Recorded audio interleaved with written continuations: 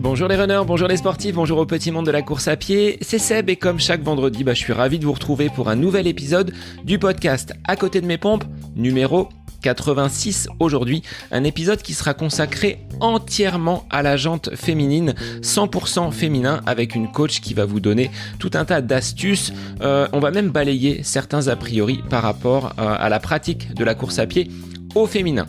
Avant cela, je voulais vous évoquer un petit peu ce qui a été mon quotidien durant les vacances, à savoir du repos. Le fait d'avoir coupé sur de nombreuses choses m'a fait le plus grand bien. Passer du temps avec les enfants, aller à la piscine, un peu de lecture, un peu de balade, de promenade. Bon, tout ce qui fait entre guillemets du bien quand on est en vacances. Loin du rythme vraiment effréné que l'on a pu avoir, du moins en ce qui me concerne, sur la première période entre Noël et ses vacances d'hiver. Ça a été court, 5 semaines, mais avec l'arrivée du Covid à la maison, puisque mes 2 fils ont été positifs, les élèves, le rythme au niveau de mon établissement scolaire avec des collègues absents, c'était un petit peu difficile à gérer, même si c'était une période de 4-5 semaines. Les vacances ont fait du bien. Côté actualité, vous l'avez peut-être vu passer, mais j'ai la chance pour cette année 2022 d'être ambassadeur pour la Clinique du Coureur. Alors c'est un organisme de formation fondé donc au Québec par Blaise Dubois qui s'est déployé ensuite sur toute la partie francophone de notre environnement, donc que ce soit en Belgique, en France, en Suisse, au Luxembourg, mais également de façon plus globale.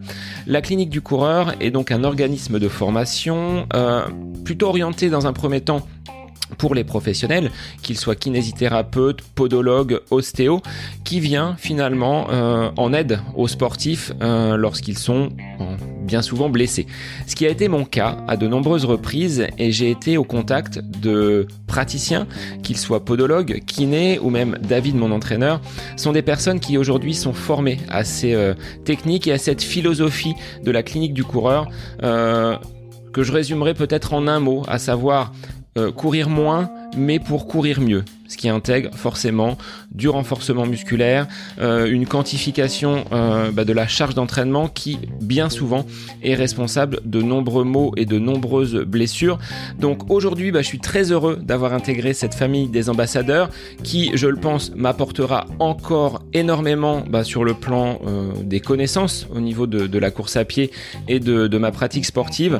Mais je voulais également vous remercier, vous les auditeurs, parce que c'est grâce à vous, grâce à vos écoutes, grâce à vos échanges, grâce à tout ce que j'ai pu mettre en place depuis les 86 dernières semaines sans procrastiner, que cette porte m'a été ouverte par la Clinique du Coureur.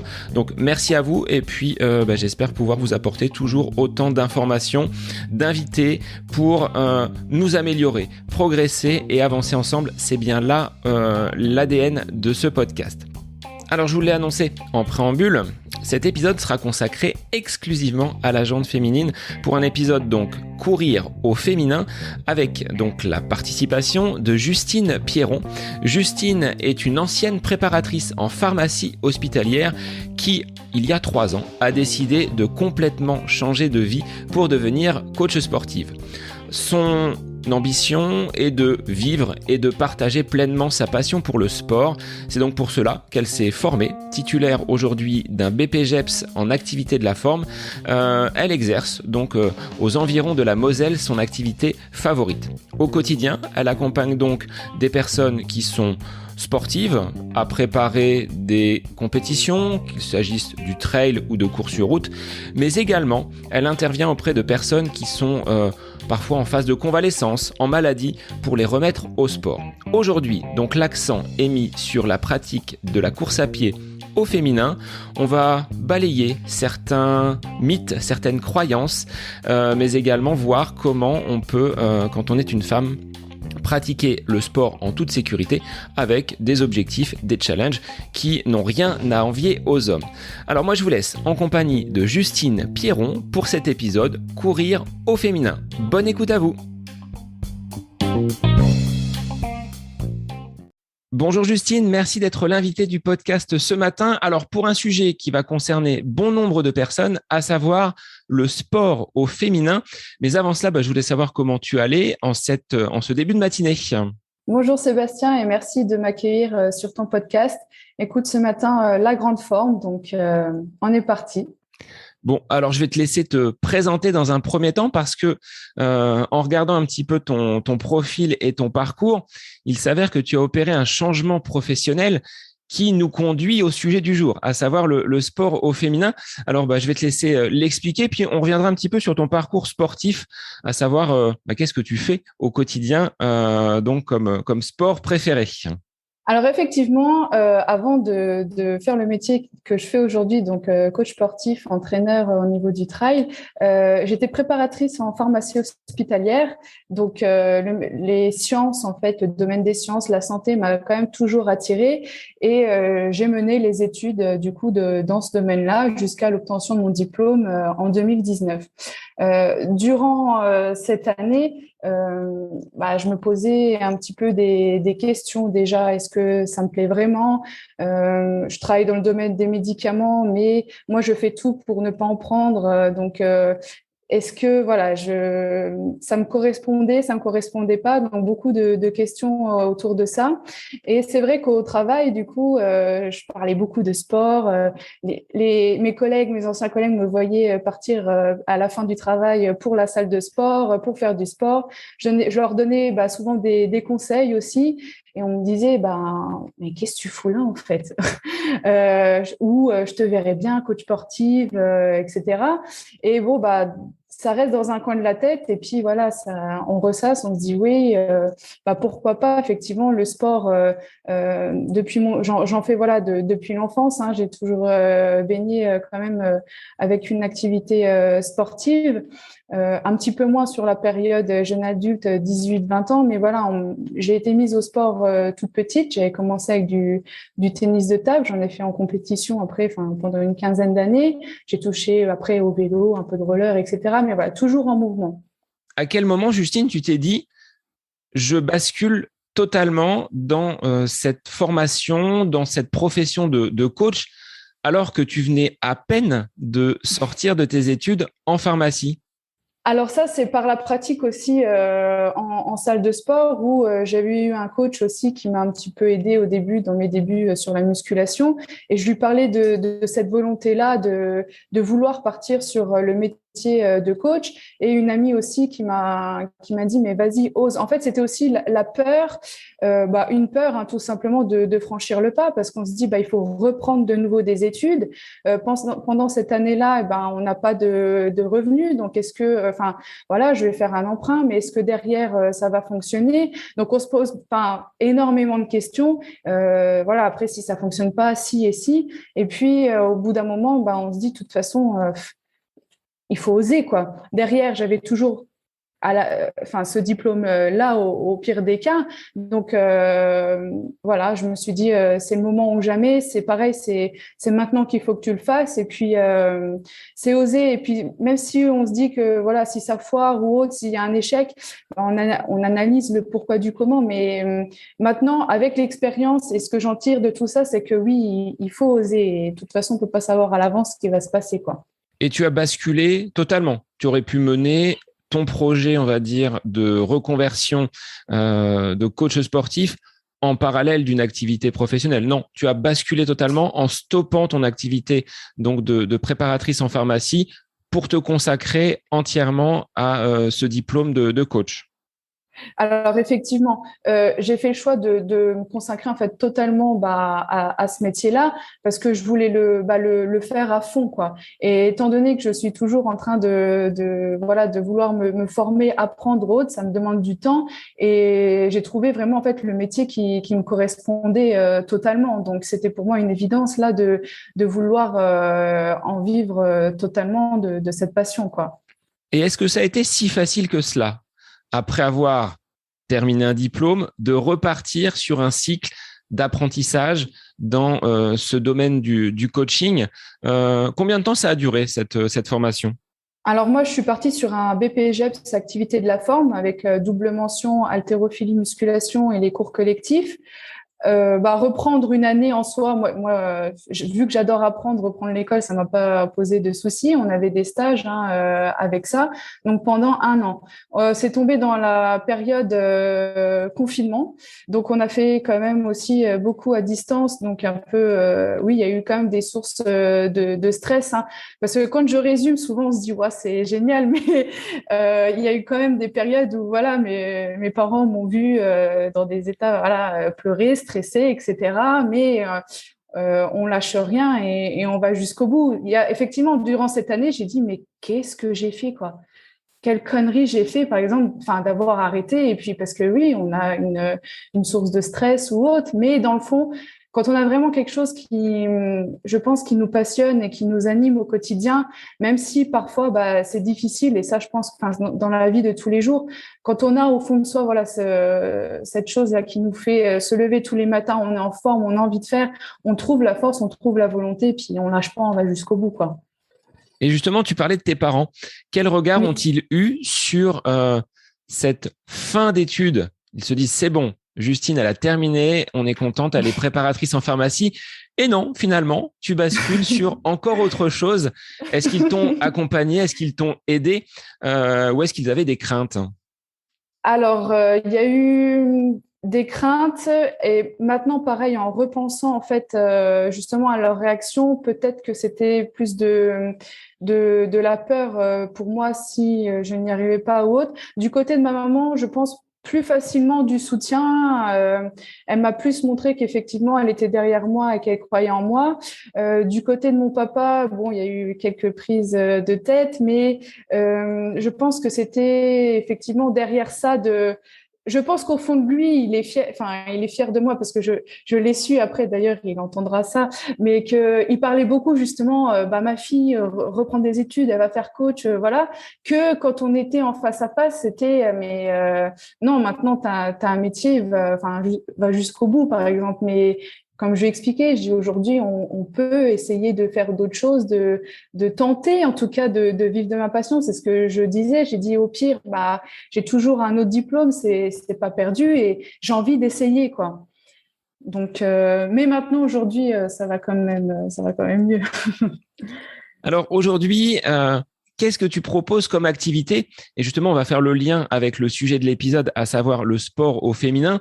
Est-ce que, en tant que adhérente d'une salle de sport, pratiquante de sport extérieur, outdoor, comme tu aimes te définir, Mm. est-ce que tu n'avais pas trouvé peut-être nécessairement que la femme avait sa place dans cet univers, parfois peut-être en salle de sport un petit peu macho?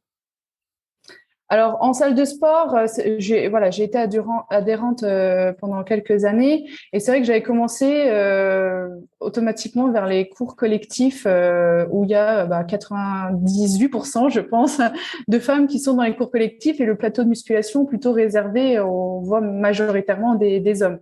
Donc déjà là, on voit un petit peu l'écart qui se fait entre les hommes et les femmes. J'y avais adhéré, mais j'ai voulu aussi tester. Je me suis mise aussi à la musculation et de voir que non, c'est pas réservé qu'aux hommes et que la femme a tout à fait sa place dans le sport, que ce soit en salle de musculation ou en sport outdoor, dans la course à pied, dans le trail, etc. Ça va être le premier sujet finalement de notre épisode. Quels sont les stéréotypes que tu pourrais, toi, mettre en avant en tant que femme sur cette pratique du sport et cette relation entre le sport et la femme? Est-ce qu'il y en a des stéréotypes, des choses qui sont, toi, vraiment ancrées et on se dit, voilà, c'est comme ça et puis ça ne bougera pas? Ça c'est oui pour la femme et je trouve que ça remonte déjà en fait à l'enfance quoi. On voit en fait déjà dans les cours d'école jusqu'à 10 11 ans, ils ont plutôt le même niveau de pratique sportive. et encore, souvent, les garçons vont jouer au foot et les filles, ça va plus être, je sais pas, la corde à sauter ou jouer au billes. Enfin, ça, c'était moi quand j'étais petite, mais il y avait déjà un petit peu un écart que, voilà, les sports, en fait, de force ou de contact face à face, plus réservés aux hommes, et puis les filles, les sports où, voilà, il n'y a pas besoin de trop contact physique, etc. Et à l'adolescence, c'est là aussi où on voit que les filles décrochent un peu plus du sport, deviennent un peu plus sédentaires par rapport aux garçons. Dans les clubs sportifs, on le voit, il y a une majorité de garçons par rapport aux filles. Moi, je prends l'exemple quand j'étais du coup en club de tennis de table. On était, je sais pas si c'était 20% de filles, et je le vois encore dans les compétitions, justement là par exemple de tennis de table, pour reprendre. La dernière fois, je suis allée voir mon papa dans tout le gymnase où il y avait la compétition du coup régionale. J'étais la seule fille, mais même juste, pour venir voir, quoi. Je me suis dit, ah oui, ça n'a pas changé. Donc, il y a des choses qui, effectivement, encore, le tennis de table, c'est plutôt un sport, je dirais, mix, hein, finalement. On retrouve quand même beaucoup de femmes, mais il y a des sports où on se dit, la femme n'a pas sa place, ou les filles, voilà, faites des activités de filles, quoi. La lecture, le shopping ou autre. Enfin, voilà, non, c'est comme ça qu'on perçoit les femmes aujourd'hui, mais non, on peut faire du sport et on se révèle aussi par le sport.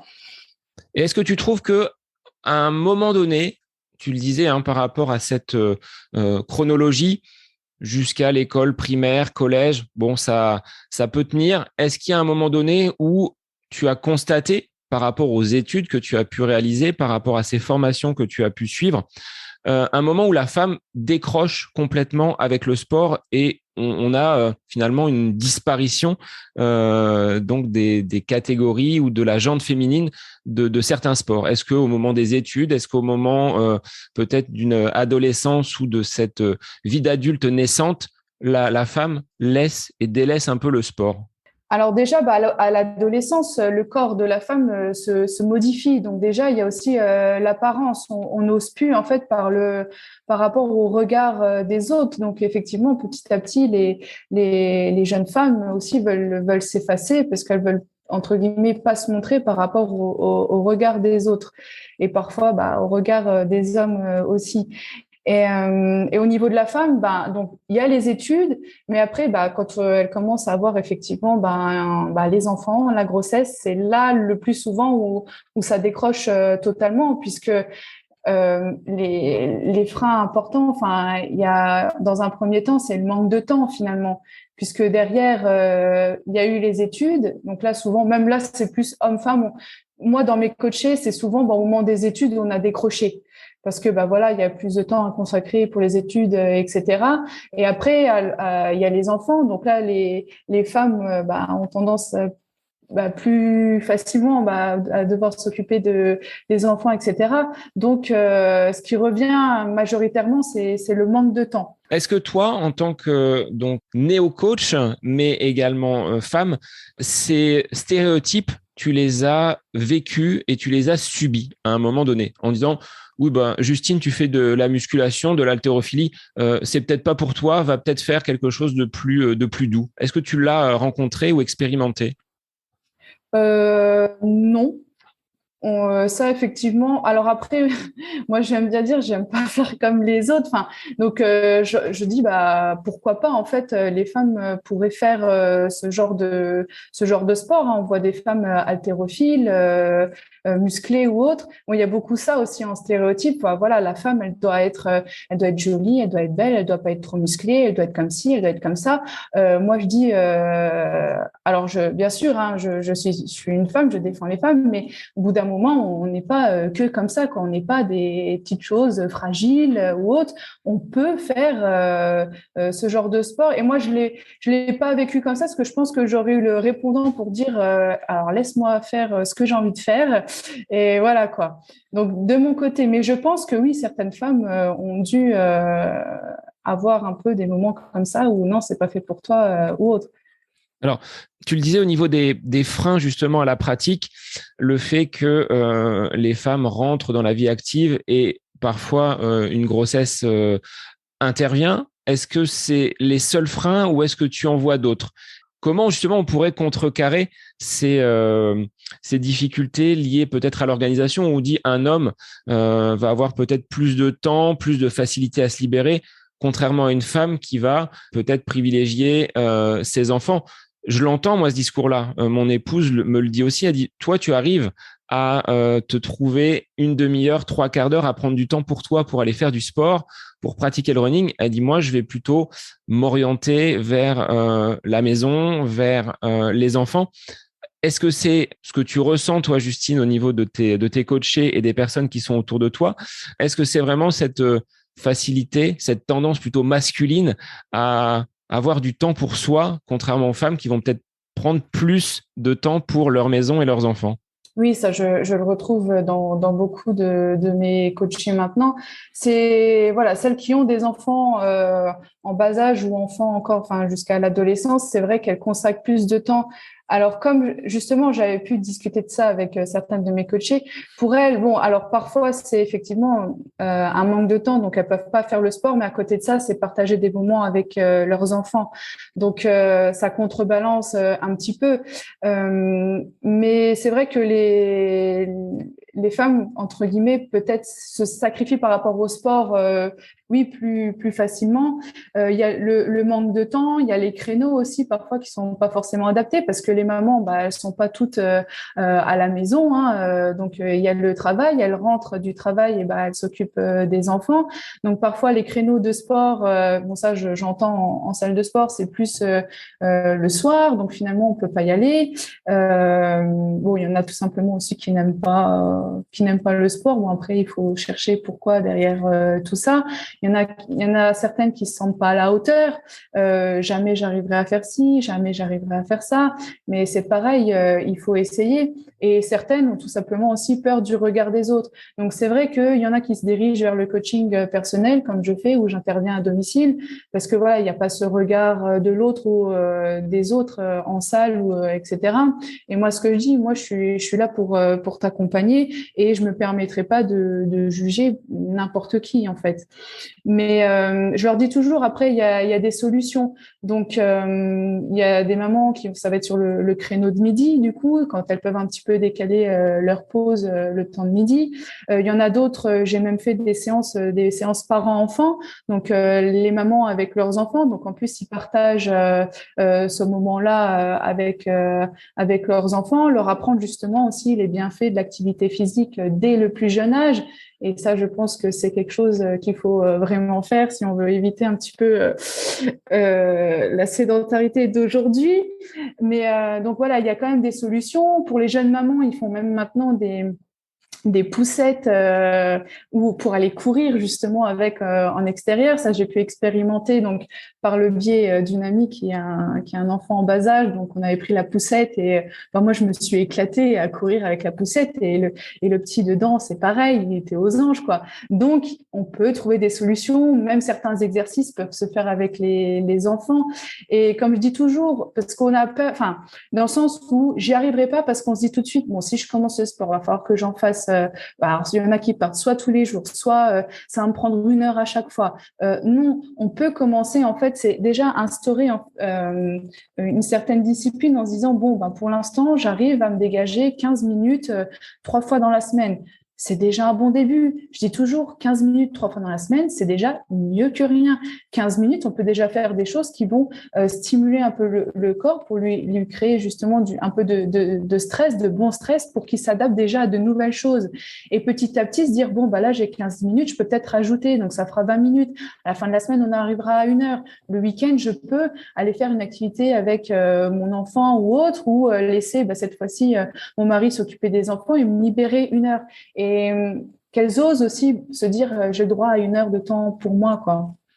Et Il y pour a plein de quelqu'un, solutions. et pour quelqu'un, Justine, qui n'aurait pas finalement réalisé d'activité dans son enfance ou dans sa jeunesse, par quoi tu vas les amener au sport? Justement, tu disais, c'est peut-être une recherche de comprendre pourquoi ces gens n'ont pas été vers le sport.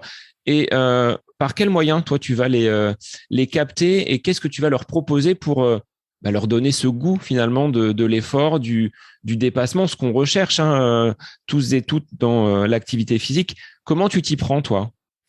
Alors, les personnes qui n'ont jamais fait de sport ou qui ont cette peur, en fait, aussi de faire du sport, qui pensent qu'ils ne sont pas à la hauteur ou autre, je pense que dans l'enfance, il y a peut-être eu, justement, par le biais d'activités physiques où, toi, t'es nul ou toi, t'es pas. Enfin, on se rend pas compte, effectivement, quand on est enfant, des mots qu'on peut avoir sur d'autres personnes. Donc, quelqu'un qui n'a pas réussi à faire quelque chose, t'es nul, t'arriveras jamais, ou des choses comme ça.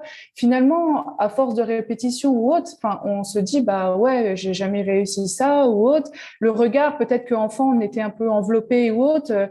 Toi, t'es gros, t'y arriveras pas, ou t'es trop grosse, ou voilà. C'est des choses qui, je pense, alors moi, je l'ai pas vécu, mais j'imagine ça. Je me mets à la place des gens et je me dis oui, peut-être qu'ils ont subi ça et que derrière, ça leur a apporté des craintes.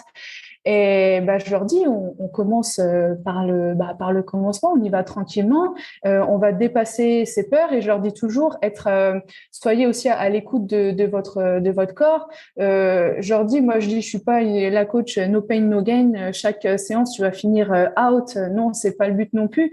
On y va progressivement et surtout suivant l'objectif des gens. Et le but, c'est aussi de pas les dégoûter en fait dès le début. Ce que je préviens, par contre, toujours, je leur dis pour que justement le corps soit stimulé et qu'il crée cette adaptation vers la progression, c'est pas non plus simple. Il faut justement se dépasser. Parfois, c'est difficile. Je dis, je l'entends. Pour le coup, là, je suis passée par là. Je dis, je sais ce que provoquent certains exercices. Ça fait mal. On ressent au niveau des muscles des douleurs ou autre. Mais tout ça, c'est normal. Il n'y a pas de progression non plus sans en fait stimuler le corps.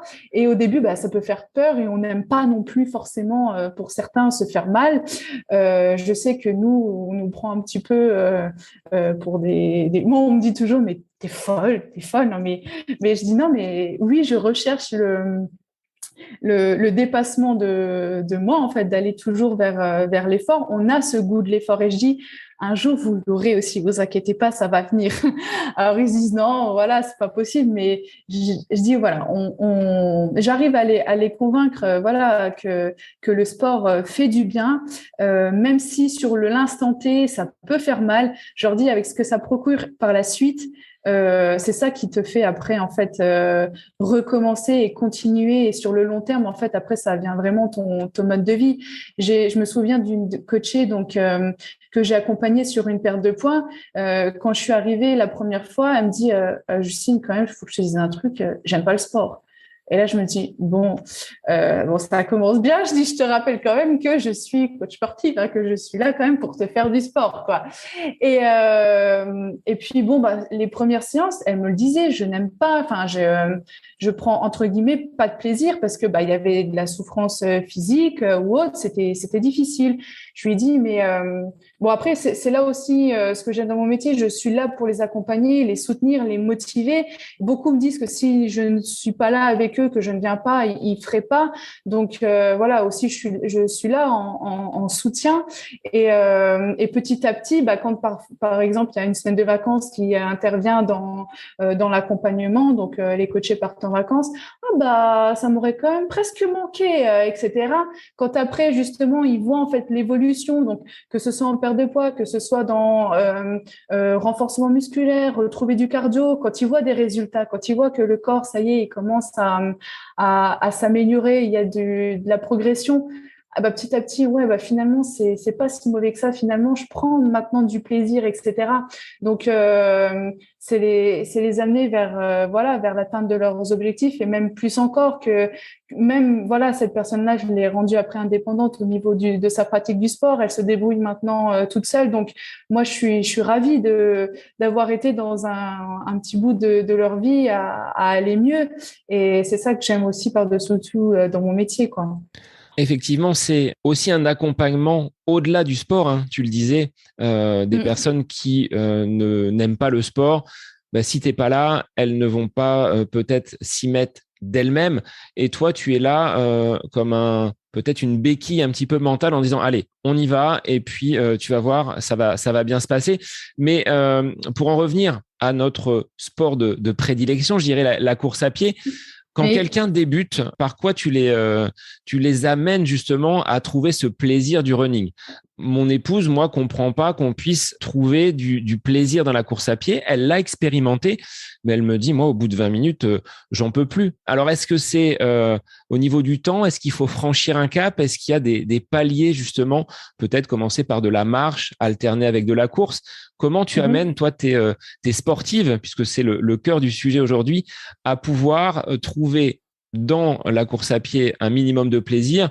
Et puis après, tu l'as dit, hein, il y a des activités annexes qui sont très importantes, ce renforcement musculaire qui vont, les activités de renforcement musculaire vont permettre d'avoir un corps qui soit beaucoup plus endurant pour la course à pied. Mais comment tu t'y prends sur un plan méthodologique?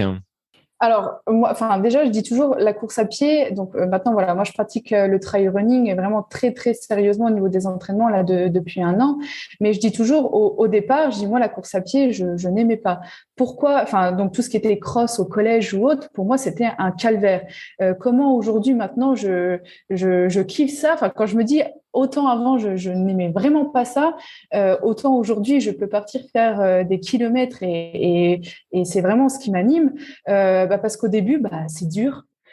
Courir, oui, c'est pas si simple que ça. On se dit, il faut mettre un pied devant l'autre, mais au final, tout de suite, hein, ça monte au niveau du cardio. Il faut entraîner tout ça en fait. Ça va mieux avec de l'entraînement. Le premier kilomètre que j'avais fait sans m'arrêter, oui, j'étais au bout de ma vie, quoi. Enfin, je me suis dit en fait non, c'est pas pour moi. Et puis finalement, effectivement, il faut avoir aussi la volonté de dire là, je commence petit et c'est la progression qui va compter, la régularité.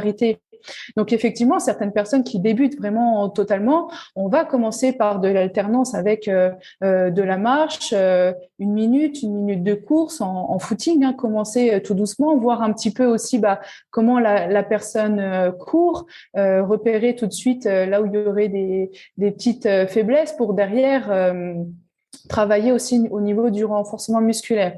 Parce que je dis courir, c'est bien, c'est une chose, mais derrière, moi, je suis adepte du courir moins pour courir mieux. Je pratique aussi depuis toujours à côté de l'entraînement croisé, donc le renforcement musculaire, donc qui a été beaucoup, entre guillemets, banalisé en disant c'est pour prévenir les blessures, mais c'est pour bien plus que ça. Donc effectivement, après moi, depuis ma pratique du sport, je touche du bois là tout de suite à côté de moi. Je me suis pas blessée, je n'ai pas eu une blessure, donc je connais les termes des blessures, je me suis renseignée sur pourquoi on a telle ou telle blessure, le syndrome de l'essuie-glace ou autre, la rotule, etc. Mais derrière, le renforcement musculaire est effectivement super important. On court, donc on a quand même tout notre poids, hein, c'est à soulever, quoi, à courir avec. Chaque impact, on a notre poids hein, qui pèse même beaucoup plus lourd que le poids qu'on fait, voilà. Et il faut rendre les muscles endurants et forts aussi, surtout. Donc l'endurance en fait musculaire, on la gagne finalement aussi en allongeant les kilomètres hebdomadaires, etc. Petit à petit, voilà, on progresse, on augmente le nombre de kilomètres. L'endurance musculaire va se faire quand même grâce à la pratique de la course à pied. Si on fait du trail, on peut pas non plus remplacer, se dire je fais du vélo, c'est bon pour courir, ça va aller. Non, on a quand même, il y a un schéma aussi, il y a un biomécanique de la course à pied et ça s'acquiert en courant. Hein. Il faut quand même, la course à pied reste quand même la grosse partie des entraînements. Mais derrière, voilà, le renforcement musculaire et au niveau, je parle aussi de musculation. Donc ça, on a souvent peur de ce terme en course à pied de musculation parce qu'on dit musculation, on voit les bodybuilders sur les podiums. Il n'y a pas que ça. La musculation, c'est des dizaines et des dizaines en fait de méthodes dont la force. On a plutôt travaillé là sur la force en fait en course à pied, donc du lourd. Et le lourd en fait, on travaille plus au niveau des facteurs nerveux, mais on n'impacte pas nécessairement sur le volume musculaire. En tout cas, c'est pas ça qui va être. C'est un peu la crainte de beaucoup de femmes. Alors, des hommes également, hein, qui disent moi, le renforcement musculaire ou la musculation, je n'en fais pas. Je cours, donc j'ai pas besoin forcément de renforcer mes jambes. Pour les femmes, c'est d'autant plus présent cette question donc de la musculation liée à l'apparence, parce que tu l'as dit, certaines personnes n'ont pas forcément envie de ressembler à des bodybuilders. Alors que avant d'atteindre un volume musculaire tel qu'un bodybuilder pourrait avoir, ce sera des répétitions, puis la charge également qui va entre guillemets être mise sur les différents exercices. Donc il faut le dire, mesdames, vous pouvez aller faire du renforcement musculaire et de la musculation sans pour autant prendre un volume important. Exactement. Tout ça, ça va dépendre. Donc, c'est pour ça qu'il faut pas hésiter, en fait, à se tourner vers des coachs sportifs, en fait. Même si c'est dans un accompagnement juste au début, mais pour, remettre les choses à leur place. Suivant les poids, en fait, tout ça se calcule, en fait, par rapport à des charges maximales qu'on est capable de porter ou autres. Après, donc, suivant le nombre de répétitions, la charge qu'on va mettre, etc., on va impacter, soit sur le volume musculaire, sur la force, etc. Donc, ne pas hésiter en fait à se renseigner auprès de coachs en fait pour se faire aider, du moins au début en tout cas.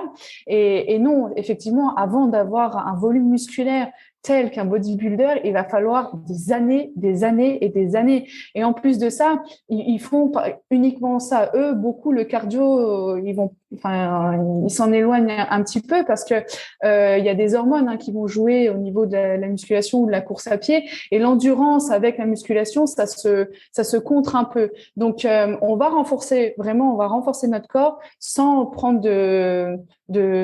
vraiment de volume musculaire. Donc, forcément, au début, quand on est un peu débutant, on voit du changement. En fait, c'est juste que on a un côté plus athlétique, on se dessine, mais on n'est pas, je veux dire, ça fait quand même quelques années, là, moi, au niveau du renforcement musculaire ou de la musculation, je vois que je me suis dessinée, etc., que j'ai plus de muscles qu'avant, mais de là à devenir vraiment bodybuilder sur les podiums, il y a encore de la marge. Et en plus, moi, ce que je dis un corps plus fort est un corps plus endurant. Ça va vous servir, en fait, pour la course à pied. Oui, tu vas peut-être après peser un tout petit peu plus lourd, mais c'est pas non plus ça qui va te faire perdre de la vitesse sur ta course. Enfin, pour moi, et je le dis aussi, le renforcement musculaire, donc pour la course à pied, mais il est important dans la vie de tous les jours. Je replace aussi le renforcement musculaire. J'ai dit, en fait, c'est la base aussi pour toi, ta vie de tous les jours, ta posture, te sentir bien dans ta vie de tous les jours, que ce soit même pour aller,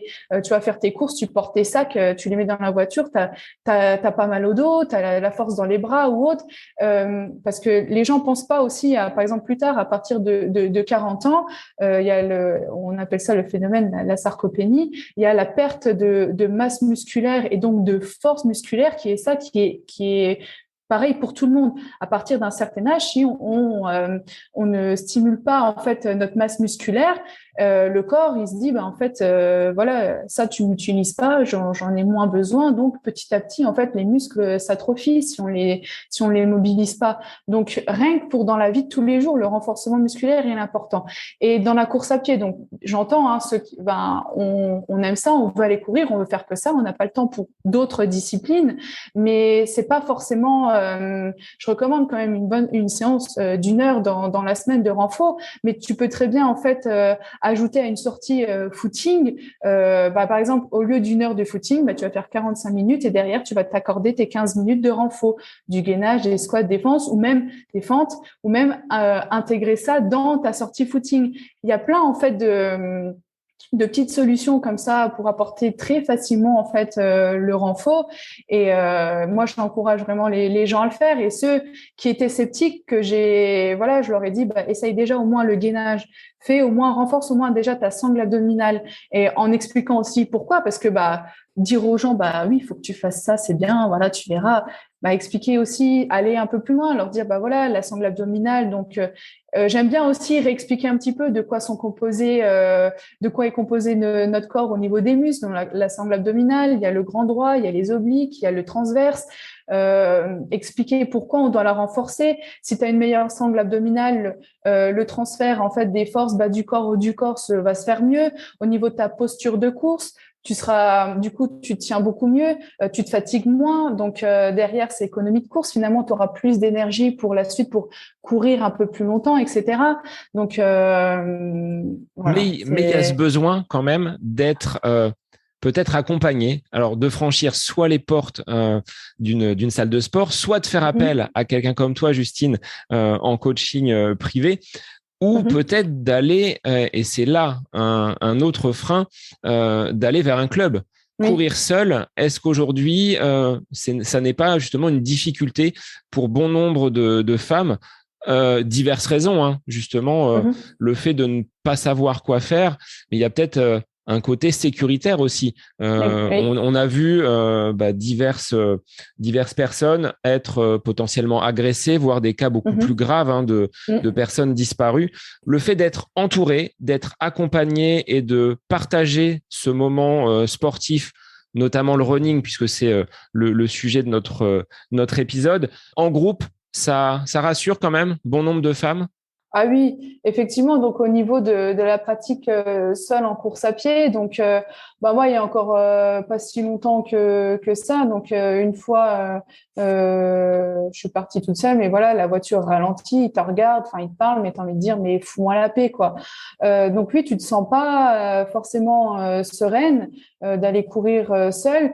Ou là, c'était même la dernière fois, donc je suis sortie justement en accompagnement de course à pied, où c'était pareil, deux hommes qui insistent au niveau du regard, qui te regardent en te faisant la bouche, voilà, il veut te faire un bisou, mais non, en fait, et tout, tu te dis, mais c'est dingue, quoi, quand même, tu peux pas être tranquille, courir tranquille en étant une femme. Donc, c'est vrai que, déjà, donc, elle court aussi peut-être finalement moins, parce que là, surtout en période hiver où il fait nuit beaucoup plus tôt, donc, alors là, tu vas courir encore moins parce que tu te dis, la nuit, c'est plus propice, oui, à se faire agresser, voire même plus, comme tu dis, hein, on a vu des faits divers, voilà, ça c'est quand même bien malheureux d'en arriver là et d'avoir peur, en fait, tout simplement aussi de faire du sport seul parce qu'on se sent pas en sécurité. Donc effectivement, de ce côté-là, donc soit être accompagné, ou soit voilà, pas hésiter à franchir la porte de clubs sportifs, et franchir, voilà, c'est déjà donc. Je pense qu'il y en a qui aimeraient y aller aussi dans des clubs ou rejoindre des groupes aussi, comme je fais de cours collectifs en extérieur. Donc moi, c'est vrai que j'ai plus de femmes dans ces cours, donc il n'y a pas de souci. Mais dans les clubs où il y a des hommes aussi, elles ont quand même peur finalement aussi de ce regard des hommes d'être jugés ou autres. Mais il faut dépasser cette peur et oser y aller et faire ce qu'on a envie de faire. Et je trouve ça dommage effectivement d'en arriver là, d'avoir peur de pas oser faire les choses. Mais moi, j'encourage vraiment vivement les femmes, voilà, à dépasser cette peur. Et il n'y a pas de jugement. Et quand bien même on juge, il faut pas se préoccuper de ça parce que on se fait toujours, de toute façon. Il y aura toujours quelqu'un pour dire quelque chose. Donc, au bout d'un moment, il faut vraiment que ça passe au-dessus et vivre pour soi et pas se préoccuper du regard des autres ou ce que pensent les autres. Voilà. Alors, au-delà de ces freins que l'on a identifiés, à savoir le temps, donc de prendre du temps justement pour pouvoir faire son activité sportive, de ne pas le faire forcément seul, mais d'être accompagné. Il y a d'autres problématiques lorsqu'on est une femme, c'est que tous les mois, il y a des choses qui reviennent. Ces règles, les règles, ce cycle menstruel. Oui. Qu'est-ce que ça provoque et qu'est-ce que ça peut entraîner comme blocage, comme difficulté, comme désagrément pour quelqu'un qui pratiquerait le running et le sport en général? Alors déjà, on peut faire du sport pendant ces règles. Ça, il y a pas de souci. Il y a certaines qui vont peut-être ralentir la cadence durant leurs règles ou justement un peu avant. On parle du syndrome prémenstruel qui là occasionnent un petit peu des problèmes physiques ou émotionnels. Ça c'est pareil, on en parle de plus en plus aussi, mais quand on dit, enfin voilà, les femmes ont des sauts d'humeur ou autres, des changements de comportement, on n'est pas folle, hein, c'est au niveau des hormones, ça joue beaucoup à l'intérieur de nous et c'est vraiment voilà, ça s'appelle le syndrome prémenstruel. Donc il y a des symptômes typiques, hein, des douleurs, gonflement au niveau de la poitrine, rétention d'eau, je disais les sauts d'humeur, les changements de comportement. Bon, certaines vont peut-être aussi avoir des douleurs au niveau, osseuses, articulaires, des maux de tête, des troubles digestifs. Enfin, voilà. Après, ça, c'est vraiment aussi, c'est dépendant vraiment de chaque femme. Certaines, ça va rien changer en fait à leur pratique du sport. D'autres vont devoir vraiment en fait adapter au niveau de leur cycle, en fait, au niveau de leur pratique. Mais le sport, voilà, avec les règles, est tout à fait envisageable.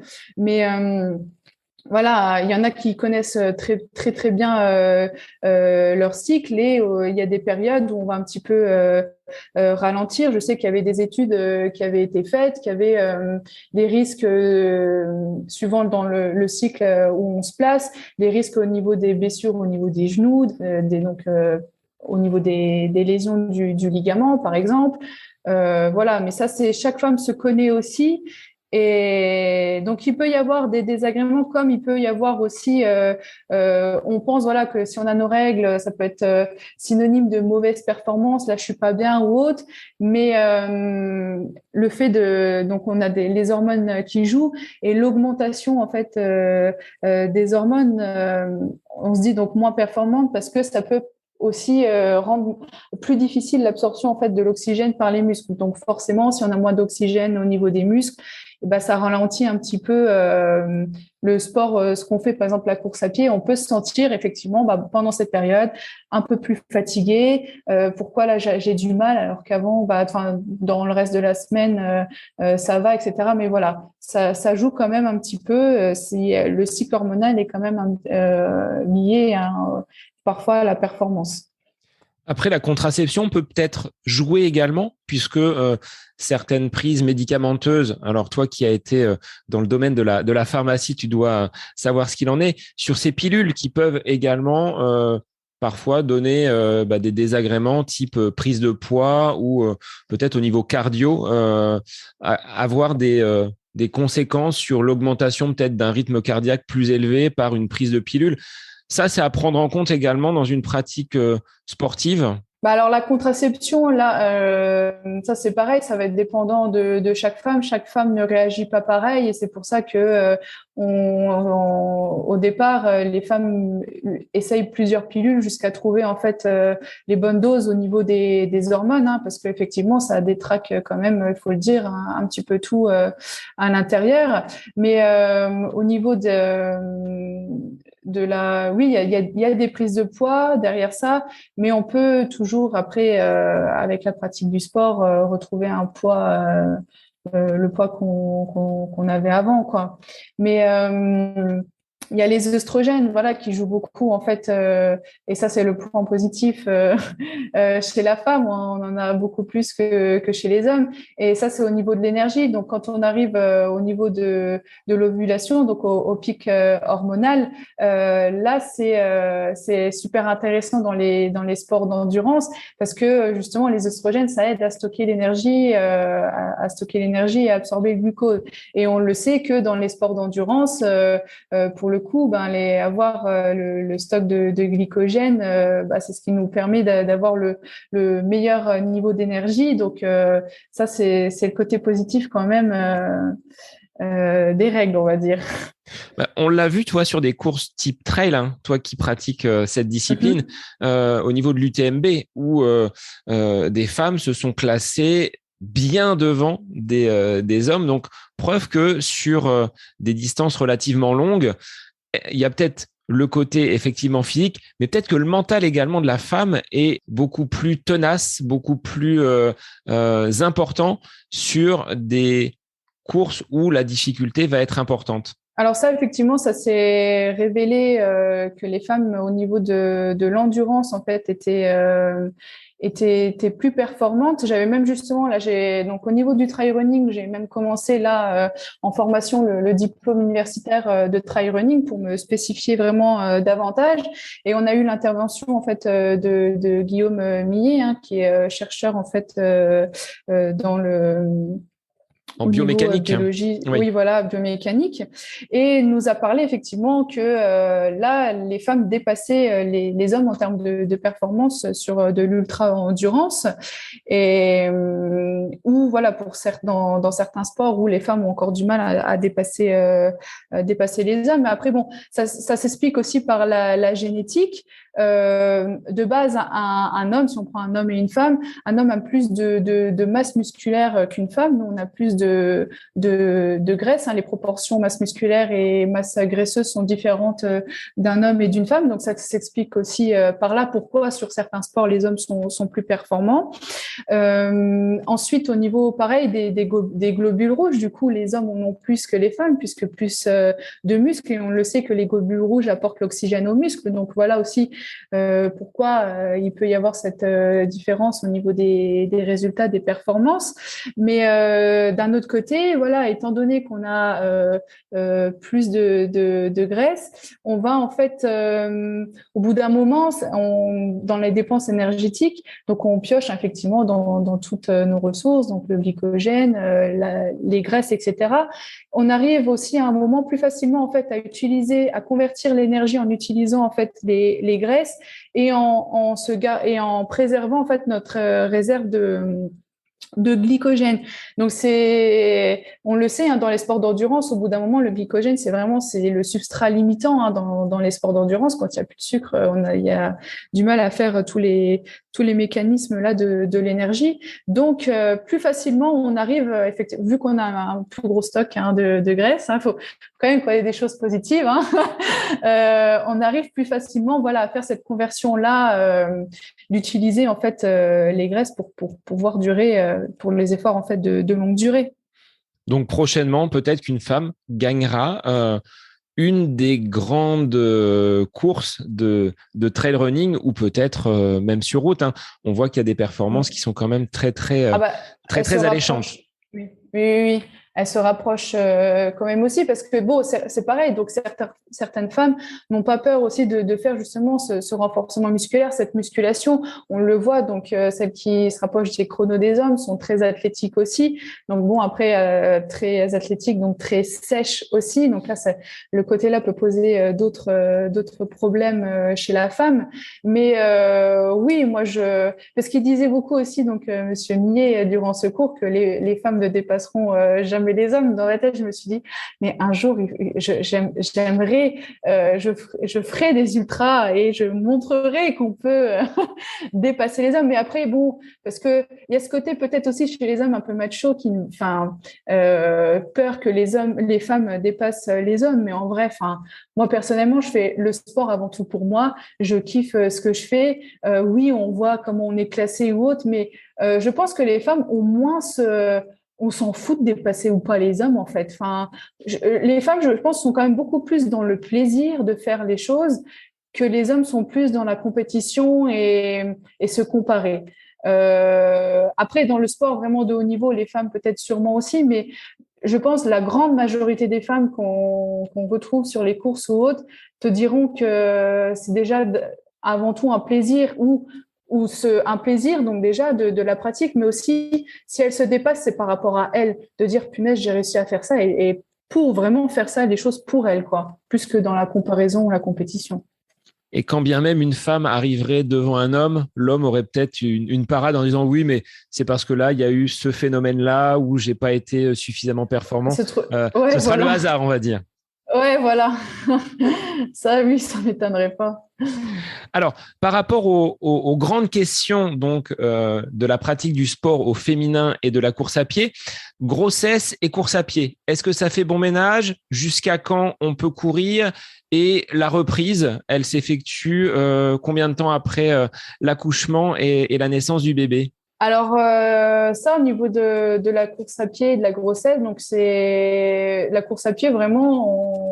on peut continuer à courir hein, quand on est enceinte, il y a pas de souci. Il y a pas si longtemps que ça en fait, j'avais pu rencontrer parce que j'avais eu des demandes justement de femmes enceintes au niveau du coaching. Donc là, c'était plus au niveau coaching perso, donc renforcement musculaire ou autre. Et je m'étais posé la question, je me suis dit mince, effectivement, étant donné que je n'ai pas d'enfant, je n'ai pas vécu ça, je me suis dit bah, qu'est-ce qu'on peut faire, qu'est-ce qu'on peut pas faire. Donc j'ai rencontré là une gynécologue obstétricienne pour justement évoquer un petit peu le sport et la grossesse.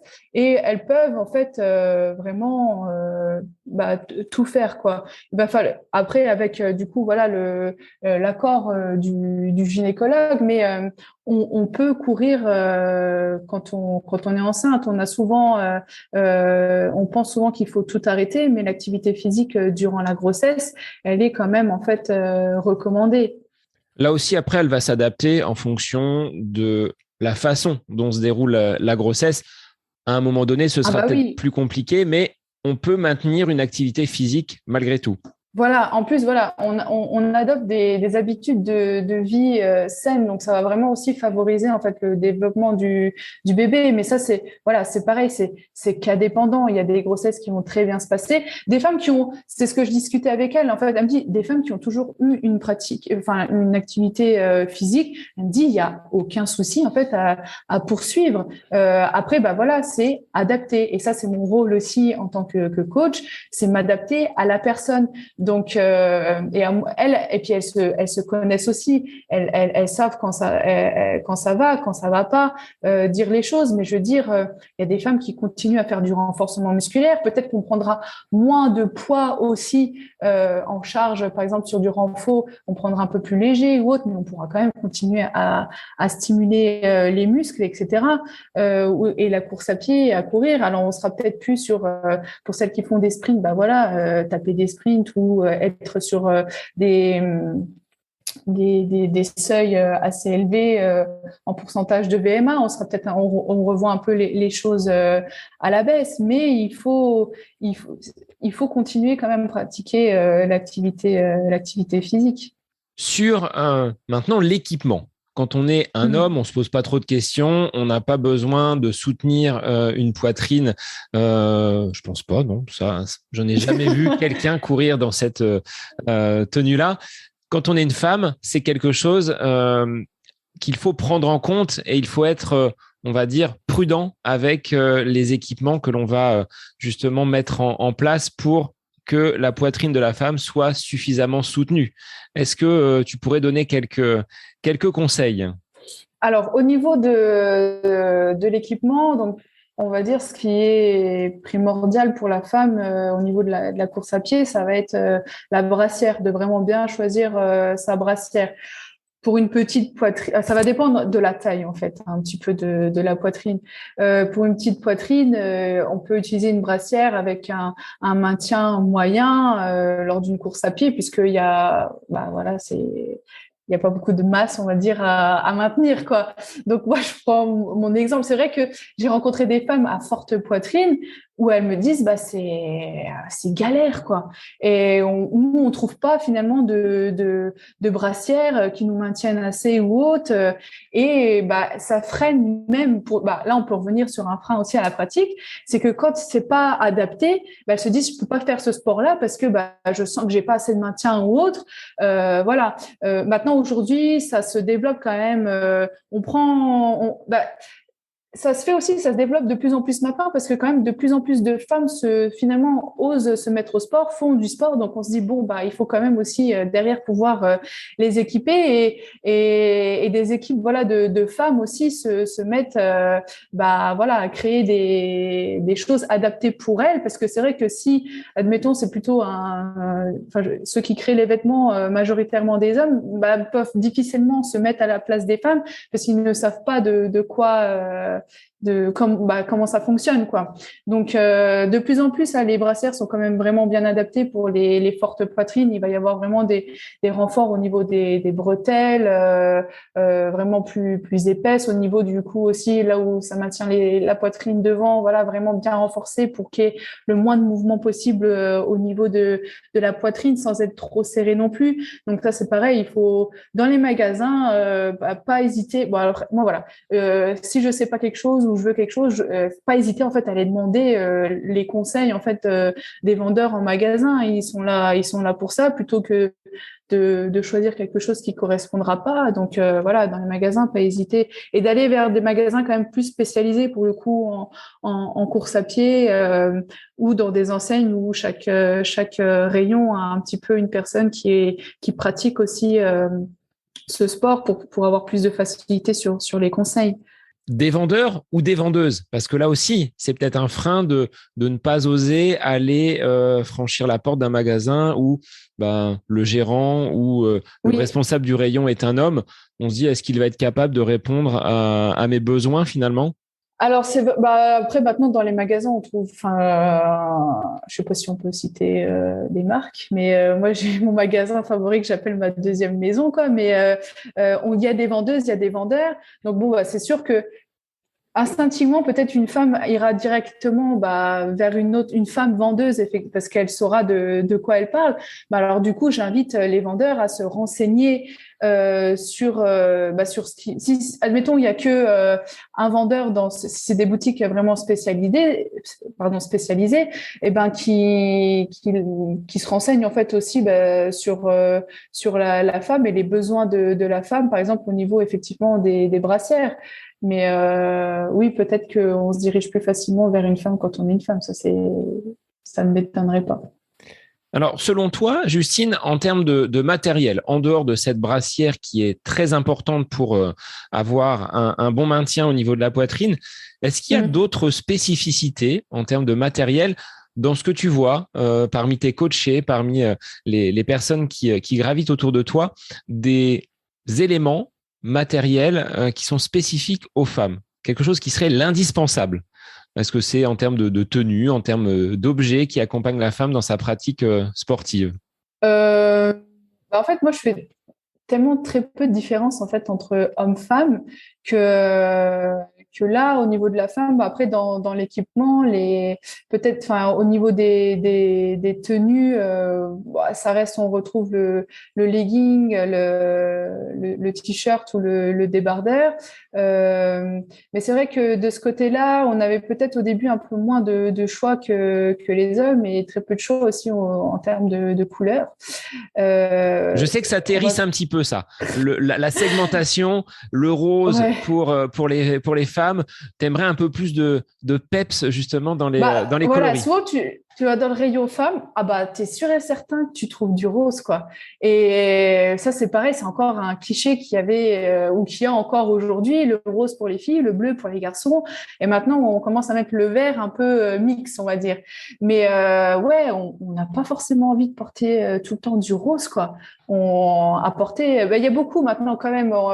Ça commence à se développer de plus en plus des couleurs mixtes ou des vêtements même mixtes parce qu'il n'y a pas nécessairement besoin de se différencier à chaque fois à tout point de vue quoi. C'est vrai que parfois je me dis mince, le rayon des hommes il y a plus de choix, il y a plus de couleurs, c'est plus du rose, prends pas quoi. Pour ça, des fois, je me dis, il faudrait que je me crée ma marque de vêtements, ou que je me fasse mes vêtements, quoi, que j'aille chercher des couleurs ou autres, mais ça se fait quand même, voilà, ça. On avance doucement mais sûrement, mais les rayons femmes quand même, où c'est pareil. Après, tu vas retrouver plus facilement. Par exemple, c'est là où on voit encore un petit peu des différences sur les sports dits plus de femmes.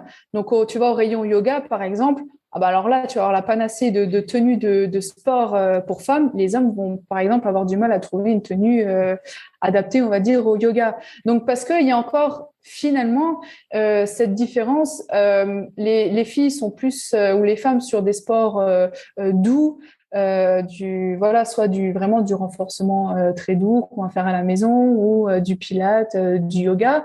Donc là, on va retrouver vraiment beaucoup de choix que les sports où on commence à aller vers du fitness, de la musculation ou même, tu vois, là, j'ai commencé en septembre le vélo de route. Pour m'équiper, c'est pareil.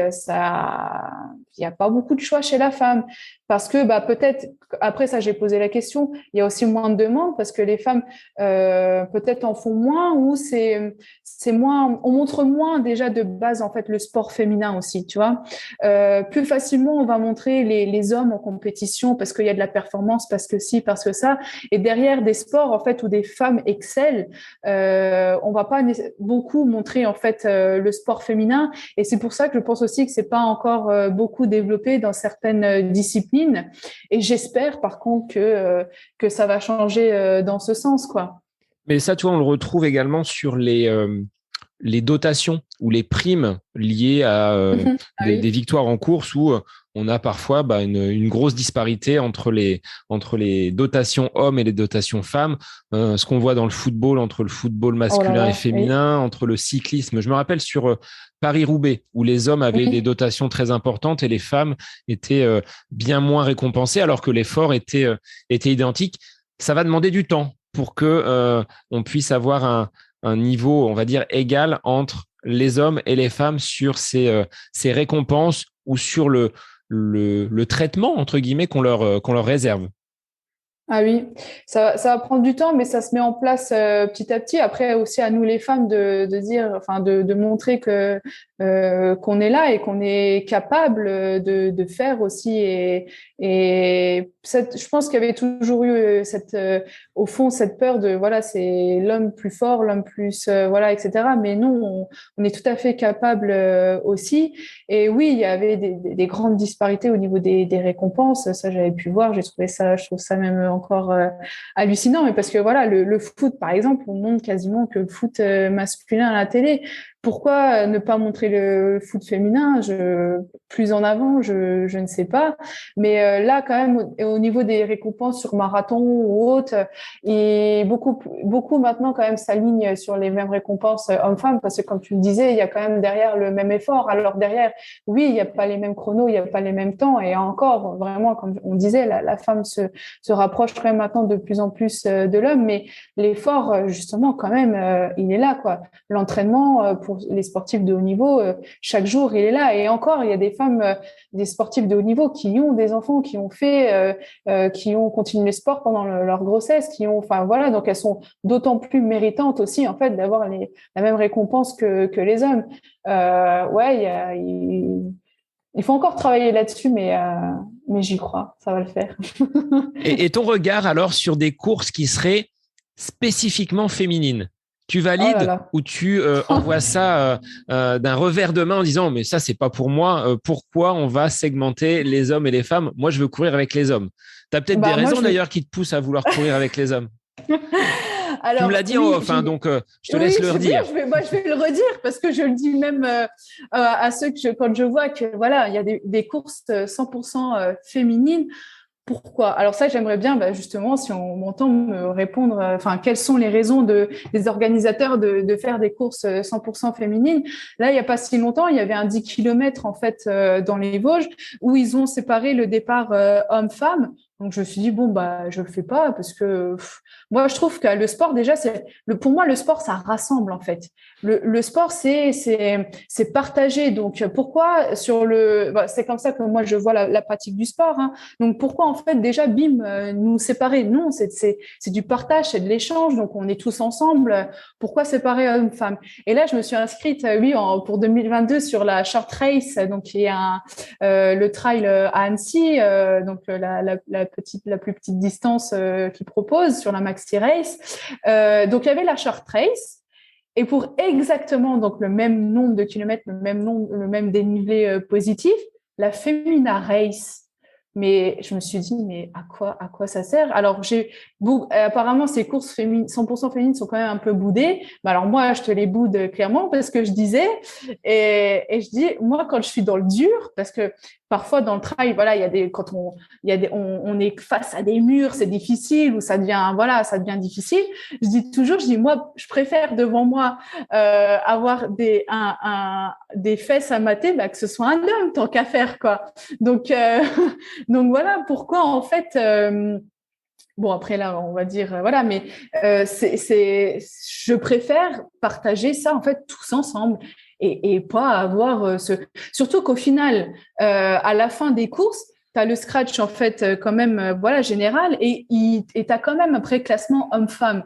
Donc si tu veux voir ton classement toi par rapport après à d'autres femmes, tu l'as quand même. Donc je ne sais pas si c'est à la demande des femmes ou si c'est voilà encore pour créer un petit peu ça c'est réservé aux femmes et encore vu que ça reste sur de la même distance. Mais c'est vrai que par exemple tu vois ils l'ont fait sur la plus petite distance. Pourquoi dans ces cas pas faire une 100% femme sur je sais pas moi des trails de 100 km par exemple. Pourquoi dire voilà on va leur laisser une course quand même peut-être voilà une petite course 100% pour elle. Enfin je sais pas. Est-ce que derrière il y a toujours aussi ça rassure peut-être. Alors moi voilà vraiment je me sens pas concernée à aller vers des courses 100% femmes parce que moi j'aime le partage et je veux j'ai pas cette peur du regard des hommes de dire ah regarde celle-là galère ou qu'est-ce qu'elle fait là ou autre. Alors j'en ai strictement rien à faire. Je le fais pour moi, je kiffe mon moment. Mais peut-être que des femmes ont encore peur en fait du regard des hommes. Ça... Je pense qu'il y a ça. Ça reste quand même parfois impressionnant d'avoir cette meute d'hommes qui vont s'élancer à courir. Et on en avait parlé en off. Hein. Tu m'avais dit que des hommes parfois avaient peut-être l'impression qu'une femme qui va être là en plein milieu d'un peloton va peut-être gêner pour une performance, vu que certains sont parfois très axé sur le côté vitesse et performance. Mais je partage ton avis sur le fait que la course, c'est quelque chose où on est tous ensemble et autant partir les uns et les autres. Et peut-être c'est plus dans l'esprit trail où on va aider, accompagner et il n'y aura pas ce genre, entre guillemets, à distinguer entre l'homme et la femme. Vous partez tous et toutes avec le même objectif de parcourir ce trail sans pour autant qu'il y ait la distinction homme-femme. Je pense que c'est peut-être un petit peu moins marqué que sur les courses sur route.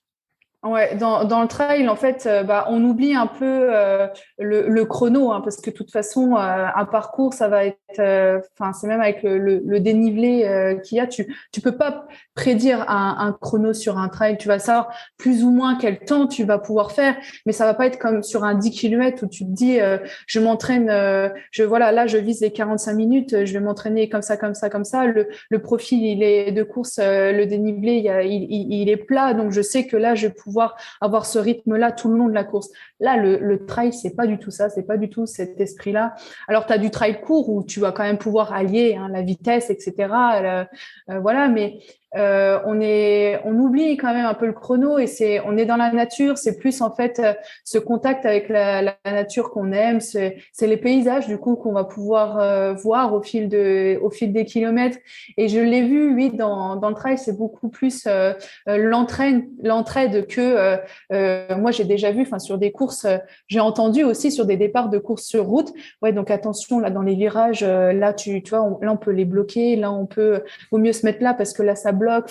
Ils ont des stratégies vraiment vers la performance, la réussite, la performance, que dans le trail, ça va vraiment plus être des mots d'encouragement. Moi, je l'ai vu dans le premier trail que j'ai. Alors, j'avais fait un tout premier trail où j'ai accompagné une de mes coachées, c'était en duo, où moi, personnellement, je sais que dans les montées, je la poussais pour l'aider et autres, mais c'est toujours des mots d'encouragement, courage, tu vas y arriver et autres. J'en avais fait un en juillet où le profil de course, c'était, tu avais 3 km de plat, tu descendais, c'était de la descente 6 km et tu remontais les 8 derniers kilomètres.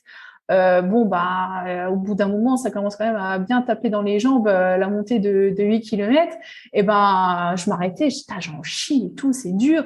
Mais tu as des gens, voilà, même qui il y en a certains qui vont même un peu ralentir et te dire, bah, allez, vas-y, courage, on reprend tranquille et tout, qui vont t'accompagner, même si sur quelques mètres, mais qui vont te remettre, voilà, de la motivation, ou toi, à ton tour, derrière, un petit mot, vas-y, ça va le faire, lâche pas, on y est bientôt. Enfin, et ça, c'est ce que je trouve formidable dans le trail, et c'est ce qui, j'ai eu vraiment la révélation cette année à prendre plaisir dans cette discipline et à continuer à poursuivre 2022 avec des objectifs aussi derrière. Mais sur le trail, on est plus dans cette. Donc si voilà, à choisir les femmes qui voudraient commencer, par exemple la course à pied haute, et après faire des petites courses. Il y a des courses nature où il n'y a pas forcément beaucoup de dénivelé, mais où l'esprit est plus entraide, effectivement, partage que compétition et comparaison, quoi. Alors, justement, avant de basculer sur ta planification et tes objectifs de 2022, Justine, est-ce que tu pourrais résumer en quelques mots ce qu'on a dit dans cet épisode par rapport au sport féminin? Comment, toi, tu peux inciter des personnes à se mettre au sport et à pratiquer la course à pied? Quels seraient finalement les grands points que tu pourrais mettre en avant? Alors déjà, de ne pas avoir peur du regard des autres et se concentrer sur soi, de pourquoi on le fait. C'est avant tout, voilà, c'est avant tout pour soi, pour se sentir bien, et de dépasser un petit peu tout ça. La pratique du sport aussi, voilà, de se rendre compte que c'est vraiment pour notre bien-être, que ça a des bienfaits. Et au début, se dire que oui, ça va être difficile, c'est pas simple, de le prendre en compte. Donc ça, c'est ce que j'explique aussi. Donc il y a l'aspect finalement aussi un peu mental derrière tout ça, mais que voilà, ça va être difficile, mais que avec un plan d'entraînement, avec l'aide de quelqu'un au départ, de savoir quoi faire à quel moment, d'être accompagné, ce sera progressif, d'être régulier, donc de mettre en place en fait des petites choses petit à petit qui feront que derrière ça deviendra, je dis entre guillemets, une routine, parce que on pratique le sport, ça devient en fait, ça vient dans notre mode de vie, on l'intègre totalement. Mais que voilà, se mettre au sport, c'est si on ne sait pas par quoi commencer, bah pas hésiter en fait au début à prendre l'aide d'un professionnel, même si c'est ce que je dis au départ. Je dis on n'est pas on est ensemble, je vous accompagne, mais plus longtemps ce sera, bah moi j'adore, je dis à mes coachés, il y a pas de souci, si c'est pendant des années, ce sera avec plaisir, mais les rendre autonomes aussi sur la pratique. Donc voilà, il y a on trouve des choses sur Internet, mais encore la dernière fois, je montrais le pourquoi du comment, de faire attention aussi à ce qu'on trouve sur Internet, donc de pas hésiter, voilà, à se faire aider au départ. Alors ça, c'est, on va dire, dans les têtes. Maintenant, il faut que les gens franchissent le pas et puissent soi-même se donner des objectifs et oser. Exact. Ce sera le mot. Ça. Alors pour toi, en 2022, en dehors de ce coaching que tu vas continuer à mener avec les personnes qui ont fait appel à toi, préparation donc de ce diplôme en trail running, est-ce qu'il y aura d'autres choses? Alors là, au niveau professionnel formation, le diplôme de trail, effectivement, que je vais poursuivre. Au niveau sportif, voilà, je me suis déjà inscrite à quelques courses.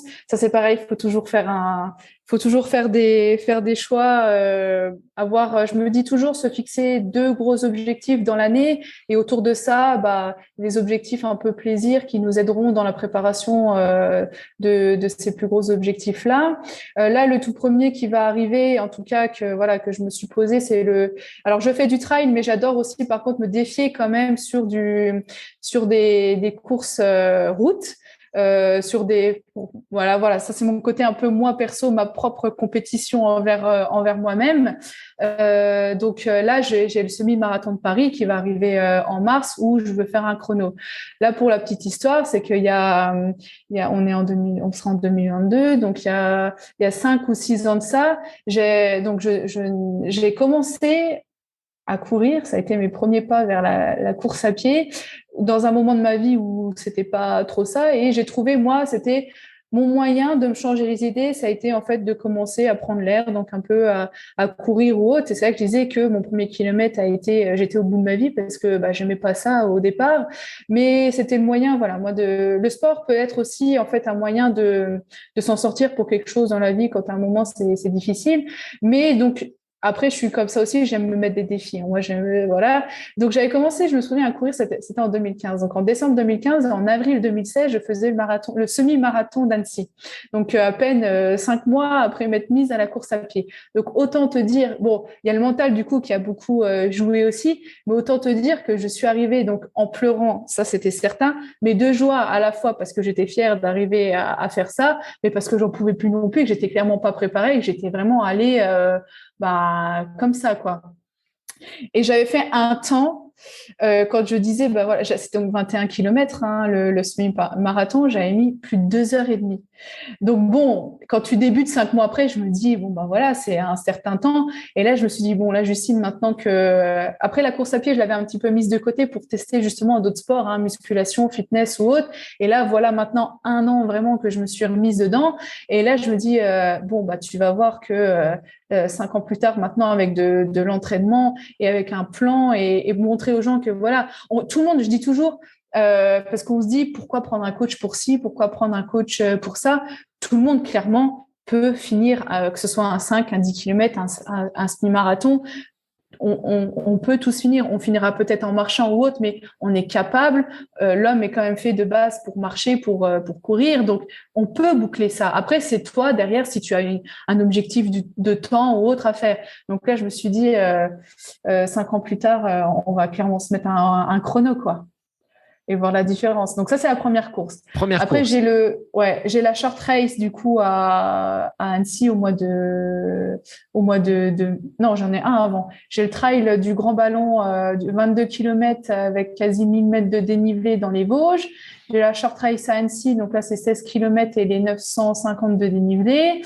Tac, tac. Et là, c'est là où je me lance, où je vais tester le kilomètre vertical. Donc là, pour le coup, on est sur du très court. En distance en trail, on est sur du 3,5 km, mais pour 1000 mètres de dénivelé positif. Donc là, très intense. Le cardio, là, va monter très, très haut. Ouais, et voilà, là, c'est l'objectif de l'année, à me tester sur cette course-là. J'aime, voilà, aller chercher… là, pour l'instant, je reste quand même sur du trail court. Bon, il y en a qui diront même très court quand on est sur autour de 20 km. Mais pour l'instant, parce que j'aime encore apporter de la vitesse ou autre, peut-être que plus tard, je me dirigerai… Enfin, le temps que pour moi, déjà que je n'ai pas acquis un certain nombre… Enfin, des courses d'un certain nombre de kilomètres, j'ai pas envie d'aller me préparer vers le plus haut. Je veux déjà kiffer, voilà, avec du trail court. Après, chacun trouve aussi… parce que dans le trail aussi, je vois aussi quand même beaucoup… Enfin, si tu fais pas un certain nombre de kilomètres, enfin, par exemple… ouais, si t'as pas déjà fait un 80 km, ouais, tu fais pas du trail, quoi. C'est pas, je sais pas si tu vois ce que je veux dire, mais c'est un peu la surenchère au kilométrage, quoi. Donc voilà, je trouve qu'il y a aussi un peu ce côté-là du trail qui commence à tendre vers ça, mais non, il y a un trail de 80 km, tu n'auras pas du tout la même philosophie en fait de course sur un 20 km que sur un 80. Tu auras pas les mêmes dépenses d'énergie, tu vas pas voir ta course de la même façon. Donc ça, c'est encore une fois, c'est dépendant de chaque personne. Si une personne s'éclate à faire des ultras, il fait des ultras. Si une personne s'éclate à faire des 20, des 30 km et qui kiffe ça et qui, pour l'instant, il n'a pas envie d'aller voir plus haut parce que ça n'intéresse pas, bah, laissons kiffer les gens faire aussi la distance qu'ils ont envie de faire, quoi. Bon, moi, je le vis un petit peu, toi, sur route, étant pas un expert du trail. J'ai jamais fait de marathon. C'est pas pour autant que je me sens moins coureur que d'autres. Donc, voilà, il y a un peu cette course parfois à la surenchère. Il faut y aller, comme tu l'as dit, hein, avec une certaine progressivité. Alors, sur les réseaux, est-ce que tu es présente? Est-ce qu'on peut te retrouver? Par quels moyens les gens peuvent te contacter s'ils veulent justement faire du coaching? Alors oui, sur les réseaux, du coup, Instagram, donc Justine Pierron, coach. Donc on peut me retrouver. Là, je partage beaucoup au niveau de mes entraînements, des sorties, je commence de plus en plus à faire là au niveau quand même des petits tips, des conseils, partager voilà des conseils, parce que ça c'est pareil, c'était peut-être une peur que j'avais au début de me dire est-ce que je suis légitime à faire ça, enfin voilà. Mais oui, maintenant je prends plus plaisir à partager aussi des conseils. Voilà, 2022, je vais faire ça ça un peu plus régulièrement. Et donc, pas hésiter à me poser des questions. J'y réponds avec plaisir.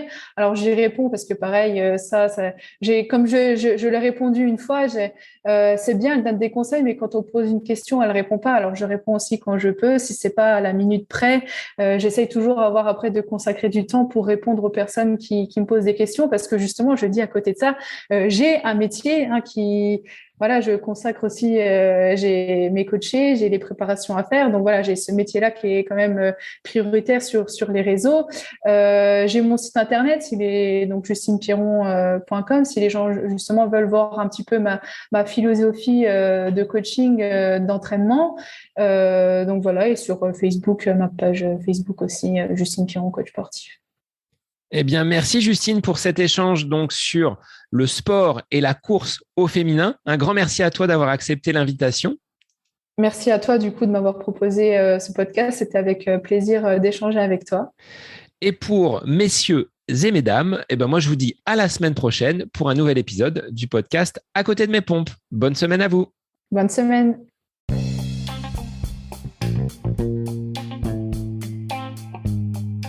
J'espère que cet épisode avec invité vous aura plu. Je vous remercie infiniment de votre écoute.